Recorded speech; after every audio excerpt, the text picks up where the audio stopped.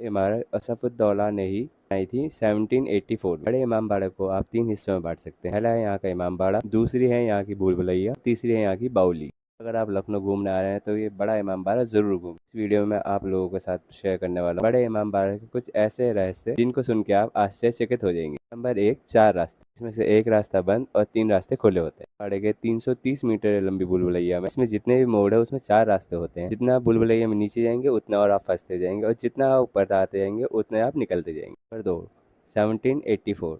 कहा जाता है 1733 में एक बहुत बड़ा अकाल आया था, इस वजह से यहाँ की जनता भूख से मर रही थी। तभी इमाम बाड़ा के नवाब ने सोचा क्यों ना यहाँ एक इमाम बाड़ा बनाया जाए। 22,000 मजदूरों ने तकरीबन 11 साल काम करके यह इमाम बाड़ा बनाया गया। सुबह ये इमाम बाड़ा बनाया जाता था और शाम को तोड़वाया जाता था, इससे उन मजदूरों को ज़्यादा से ज़्यादा रोजगार मिल सके। 1784 में ये इमाम बाड़ा बन के तैयार हुआ। नंबर 3, उड़द की दाल। इमाम बाड़ा बनाने के लिए थोड़ा सा भी सीमेंट यूज नहीं हुआ। उस समय इमाम बाड़ा बनाया गया था उड़द की दाल, तेल, गोंद, तुर्क मिट्टी के साथ।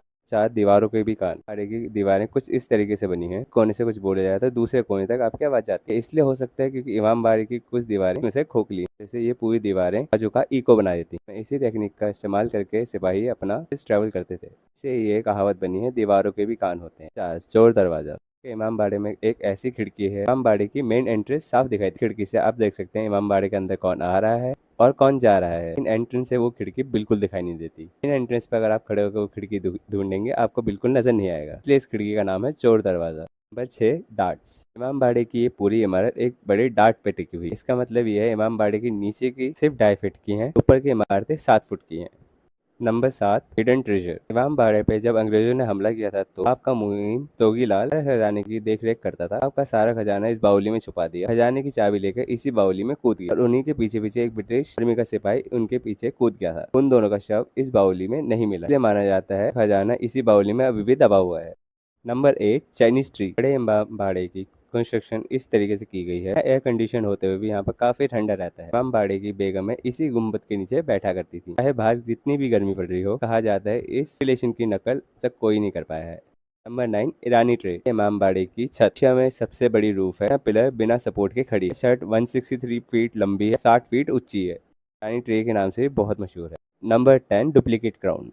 असाफुद्दीन औला की बेगम आज भी बड़ा इमाम बाड़े में उनकी कब्र मौजूद है और नवाब का डुप्लीकेट क्राउन भी उनकी कब्र के बगल में ही रखा गया। 1774 में यहाँ पर अकाल पड़ा था, इसको दिन में बनवाते थे और रात में तुड़वाते थे। इसमें हमारे गरीबों को पैसा मिलता रहा।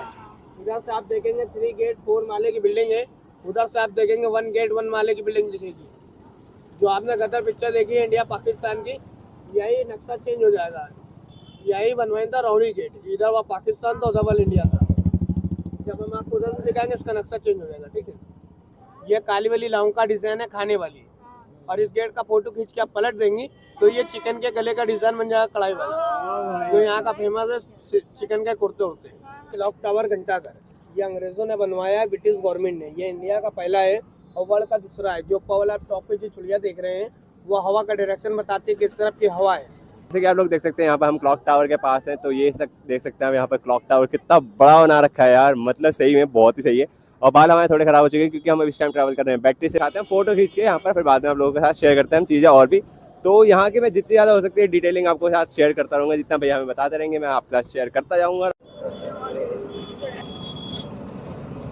यहाँ पर एक शाही तालाब है, जैसे मेरे पीछे देख सकते हो आप लोग, बहुत ही बड़ा है और सही में बहुत ही ह्यूज है ये।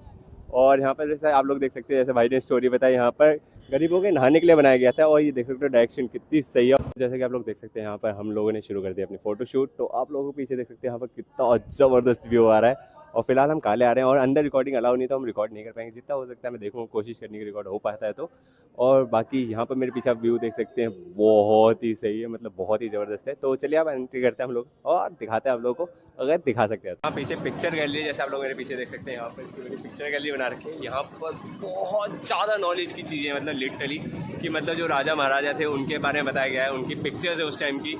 और उसके साथ जो उनके ऊपर जो पेंट जो करा गया है, उनको जो हीरे मोती जो होते हैं उनको क्रश करके एक पाउडर बनाते हैं, उस पाउडर से उन्होंने उसको पेंटिंग को बनाया गया है उस चीज़ को। और उसके साथ एक और चीज़ हमें जानने के लिए मिली वहाँ पर कि जैसे कि आप लोग जानते हैं कि भाई साहब राजा महाराजा बहुत दूर दूर के होते हैं, बहुत बड़े बड़े होते हैं। उनकी बैक स्टोरी से लेकर उनकी जो फ्रंट स्टोरी जो होती है, सारी वो चीज़ हमें बताई गई। और अंदर रिकॉर्डिंग अलाउ नहीं थी तो हम रिकॉर्ड नहीं कर पाए, बट बहुत ही सही चीज़ है, मतलब लिटरली मुझे बहुत मज़ा आया देखने में।